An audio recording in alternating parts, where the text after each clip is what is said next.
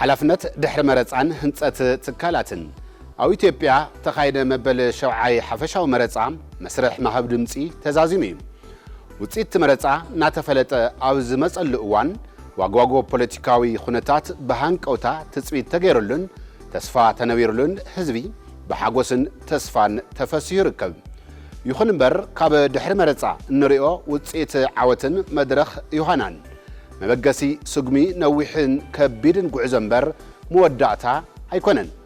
ሕዚ ካብ ውልቀ ውጥጣትን ምስሓብን ሰልፍታት ስምዒታውነት ወፂና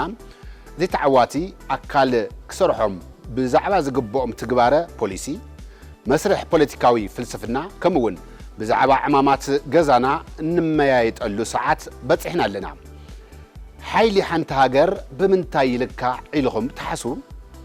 ብበዝሒ ዝተዓጠቖም ዕጥቂ ብበዝሒ ወተሃደራት ወይስ ብዕቑር ሃፍተ ገነት ካዝና ኣብ ጻንሒትና ክንምለሶም ኢና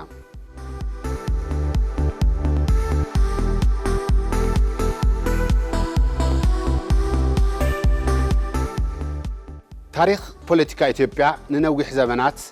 ኣብ ውልቀ ሰባት ስብእናን ኣብ ምልኮ ጉጅለታትን ተንጠልጢሉ ይጸኒሑ መረጻታት ክካየዱ ከለዉ መብዛሕትኦም ግዜ ተመዚዙ ዝመጽእ ጠመተ መን ተዓወተ ኣብ ዝብል ውልቀ ሰባዊ መንነት እምበር እንታይ ዓይነት ፖሊሲ ተዓወተ ኣብ ዝብል መሰረታዊ ሕቶ ጠመተ ኣይገብር ነይሩ ይኹን እምበር ዲሞክራሲና ማዕበለ ክመጽእ ከሎ እቲ ፖለቲካዊ ባህሊ እውን ምስኡ እናበሰለ ይመጽእ እዩ ኣብዚ መበል ሸውዓይ ሓፈሻዊ መረጻ ክንሪኦ ዝግበአና ዓብይ ታሪኻዊ ሓቂ እንተሃልዩ ህዝቢ ድምፁ ዝሃበ ንሰልፊ ጥራይ ከይኮነስ እቲ ሰልፊ ሒዝዎ ዝመጸ ወይም እቲ ፓርቲ ሒዝዎ ዝቐረበ ኣማራጺ ፖሊሲ ማሕበራውን ኢኮኖሚያውን ሓሳብ ከምኡውን ንጥበብ መራሕሓን እዩ ዘለናሉ እዋን ሃገርና ካብ ስምዒታዊ ኣሰላልፋ ፖለቲካዊ ወፂኣ ናብ ምኽንያታዊ ትግበራ ፖሊሲ እትሰጋገረሉ ወሳኒ ናይ ታሪኽ ምዕራፍ እዩ መረጻ ምስዓር ሓላፊነቱ ክሳብ ክንደየናይ ርዚን እዩ ኣርባዕተ ቁልፊ ጉዳያት ንመልከት እቲ ሓደ ልዕልና ፖሊስን ሓሳብን ውጽኢት መረጻ ምስ ተፈልጠ ኣብ ዝቕጽሉ መድረኻት ክህሉ ዝግብኦም ሃገራዊ ተረኽ ማእኸል ክገብር ዝግብኦ ተዕዋቲ ፓርቲ ዘቕርቦም ዓምድታት ፖሊሲ እዩ ምምሕያሽ ማሕበር ኢኮኖሚ ስትራቴጂክ ርክብ ወጻኢ ህንጸት ስርዓት ፍትሕን ድሕንነትን ዜጋታትን ተቐባልነት ህዝቢ ረኺቦም እዮም እዞም ሓሳባት እዚኦም ናብ ትካላዊ ኣሰራርሓ ንምቕያር ከቢድ ዕዮ ይጽበዮም እቲ ካልኣይ ካብ ጎስጓስ ናብ ትግበራ ዝግበር ስግግር ፈተና እዩ ኣብ እዋን ምልዕዓል መረጻ ሓደ ሕርያ ፖሊሲ ንህዝቢ ምልላይን ምፍላጥን ኣመና ቀሊል ክኸውን ይኽእል እዩ ፖለቲከኛታት ኣብ መድረኽ ኮይኖም ንህዝቢ ብመደረ ከእምኑ ይኽእሉ እዮም ብተግባር ምትርጓም ግን ፍጹም ከም ትጽበዮን ትደልዮን ዘይኾን ዝተሓላለኸ ስራሕ ዝሓትት እዩ ትካላዊ ዓቕሚ ምህናጽ ናይ ማዕቐፋት ሕጊ ምድላው ብውቑዕ ሓይሊ ሰብ ምውዳብን ግዲ ይብል ነቲ ዝተግብርዎ ፖሊሲ ናብ መሬት ምውራድ እቲ ዝዓበየ መዐቀኒ ብቕዓት ይኸውን እቲ ሳልሳይ ትርኢ ተለና ድማ ሓላፍነት ምስዓር ብምስዓር ወይም ሓላፍነት ምስዓር ግዝያዊ ፖለቲካዊ ሓጎስ ምፍጣር እዩ ኣይተርፎን እውን ኮይኑ ግና እቲ ስምዒት ኣብ ሒደት መዓልታት ውሽጢ በኒኑ ብሓላፍነት ተዓወቲ ትካእ ዓወት ሽልማት ከይኮነስ ሕድሪ ህዝቢ እዩ እቲ ዝተዓወተ ኣካል ንናይ ባዕሉ ደገፍቲ ጥራይ ከይኮነስ ነቶም ዘይመረጽዎ እውን ከይተረፈ ብማዕርነት ከመሓድርን ከማእኸልን ግዲ ይብሎ ማለት እዩ እቲ ረብዓይ ወሰንቲ ነጥብታት ዓወት ዝግበራ ፖሊሲ ቢሮክራስያዊ ዘይሻራነት ፖሊሲ ክትግበር ዝኽእል ማሕበር መንግስቲ ወይ ድማ ሲቪል ሰርቪስ ካብ ዘይሻራ ውግና ፖለቲካዊ ነፃ ክኸውን ከሎ ጥራይ እዩ መስርሕ ቢሮክራሲ ብኣግባቡ እንተዘይተዳልዩ ብሉጽ ዝተባሃለ ፖሊሲ ኣብ ወረቐት ጥራሕ ተሓፂሩ ይተርፍ ማለት እዩ ምምሕዳር ባህጊ ህዝቢ ድሕሪ መረጻ ሃንደበታዊ ዝኾነ ለውጢ ክጽበ ይኽእል እዩ ብምዃኑ እውን ፈላሞት መደባት ትልሚ ሚእቲ መዓልትታት ብንጹር ምልላይ ባህጊ ህዝቢ ተስፋን ምምዝዛን የድሊ ሓቐፋይነት ኣብቲ መረጻ ዘይተዓወቱ ፓርቲታት ዘቕርብዎም ምዑላት ሓሳባት እውን ብምትእኻብ ንሃገራዊ ምርድዳእ እታወት ክፈጥሩ ይኽእሉ ካብ ዓለማዊ ተመክሮታትን እንወስዶም ትምህርቲ ውሑድ ንረ قصالنت بوليسي غانا نعملت أو غانا أب 2016 سرعية سجر سلطان نخلاتنا عوي عبنت زخونيو بمرصع تعوت زخونو أكلات ناب سلطان كمصو كلو نايتم زقدم منغستات صبوق سراحتي بوليسي ككند مفراس أب صبوق بايتات هانيصوم نزصنحو بمطنخار نهنصت هاجر عزوزن زيتكا غده انويروم يم تخالعي دحره اباردايت سغغر دو افريقا يو ازي سغغر فتنا اب هغورنا كنريو كللا زياده سمعيتي هبنا كوصع ابارتايد ننزا سلطان زحازه بارتي ANC نيلسون مانديلا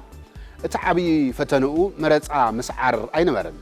يقداس بمكفال عليتن حد غونصن سلام زينبر هاجر حقافاي بزخونه بوليسي ኢኮኖሚን ምትግባር ዳግመ ህንጸት በተግባር አሪና እዩ ጽዕንቶም ዕራባውያን ከመቋጽራ ፍረንጂ አበ 1997 ዝነበረ ምሕደራ ቶኒ ብሌርን ዩናይትድ ኪንግደምን አብ 2017 ዝተኣታተወ ምሕደራ ኢማኑኤል ማክሮን ፈረንሳይን ዘገርሙ ዓወታት መረጻ እንተተመዝገቡን እቶም መንግስታት ናብ ተግባር ከኣትው ከለው ዝገጠሙ ሓያል ትካላት ማሕበራት ሰራሕተኛታትን ግበራ ፖሊሲ ፖለቲካን ካብ ምሻጥ ንላዕሊ كسب كنديناي استحلال خمخانو زريو نحناون كاب جيجاتات زوم هاجرات بممهار زي تملؤ بوليستات كاب محنصاص زحاشت كلاو عقم بمدلاو حزبي بمئمانن بمستافن اب تغبر زلون اجيجاتات قديمنا كنعصوم يغبنا كاب تاريخ عالم وشطي مرصا ود سب كاب اجزازا حيلن غلبتن وصيو ناب سلاماو فحفح حسابن لووطن للاونت دمصن زتساغاغرلو عبي سغمتي سلطانه እዩ ኣብ ጥንታዊ ኣቴንስ ዝጀመረ እዚ ቀጥታዊ ተሳትፎ ዜጋታት ሎሚ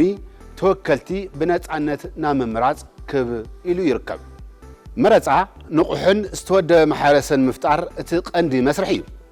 ፍላይ ከም ከማና ዝበላ ሃገራት መተኣናገዲ ፍልልያት መረጋገጽ ማዕርነት ዓቢ መድረኽ ምርዳእ እዩ ናብ ሃገርና ክንመጽእ ከለናኸ شرعي حفشاوي مرصا اب غعزو ديمقراسي تاريخ اثيوبيا عوي مسكرنتي مناسي دقانسيون عبيت عدن بزلعله قصري زوصلون زتساتفلون نيرو حزبي افلالايات بسلطن منغدي بمتنغاد بسلت زرغح ديمقراسي سرعيلو كم هاغراو مرصا بورد زبلو تكلاز زي شراو مخانم بتغبار زرغاغصلو تاريخاوي فصاميو لعلى 130 مليون حزبن لعلي 8 زخونو بزحنتن زلوا معركت حجر إثيوبيا نصا فتحاون تأمن زخونه مرصان كهلونا حجرنا مسرتيو زيغاتات اب فلطت استدرخن وسانه كوسنو كلو ليلا نقوللام بمطفا مدلادل حقي اب صنع مسرت كحيلن ኢትዮጵያውነት ስምዒት ክዕንብብን ይገብር እዚ መበል ሸርዓይ ሓፈሻዊ መረጻ ማዓልቲ ንኢትዮጵያውያን ዜማ ዓወት ዝዘመርሉ ጥራይ ከይኮነስ እቲ ዝተዓወተ ኣካል ካብ ህዝቢ ዝተቐበሎ ከቢድ ሕድሪ ተረኪቡ ስራሕ ዝጀመረሉ እዋን እዩ መረጻ መርኣያ ዲሞክራሲን መወዳእታ ምዕራፍ ከይኮነስ ፖሊስታት ናብ ተግባር ብምቕያር ህይወት ደቂ ሰባት ምቅያር ዝገብር ፈላሚ ሱግቢ ነዊሕ ጉዕዞ እዩ ፈተና ሓቂ ተዓዋት ፓርቲ ጅምር ካብዚ እዩ ምክንያቱ ፖሊሲ ካብ ምሻጥ ንላዕሊ بعقلي حقفاينتن ببقعتن متغبار امنا زخبله تاريخاዊ حلافነት ስለ ዝኾነ እቲ ተዓዋተ ኣካል ነዚ ታሪኻዊ حلافነት بغبو بموصا ንዝቕጽል ወለዶ እንخرعላ ኢትዮጵያ ኣብ ምህናጽን ኣብ ምስገጋርን ዕየጎዛ حلافነት ዝተዋህቦ ፓርቲን ሰዓራይ መረጻን ዝለዓለ ግደ ይኸውን ሓይሊ ሓንቲ ሃገር ዝዕቀን ብዝተዓጠቖም ዕጡቃት ወተሃደራት በዝሒ ወይም ኣብ ካዝናኣ ዘሎ ናይ ሃፍተ ገነት ጥራይ ከይኮነስ بقندو بتوم زحانصتهم تكالاتن ببسلت بوليتيكاو زيغاتاتن نيو سلازي هنصت هاغرنا نمرغاص مسرح صريت مرصا ممحياش ባህሊ ዲሞክራሲን ምዕባይን ዕዮ ገዛና ዕማም ኩላትና ክኸውን ይግባእ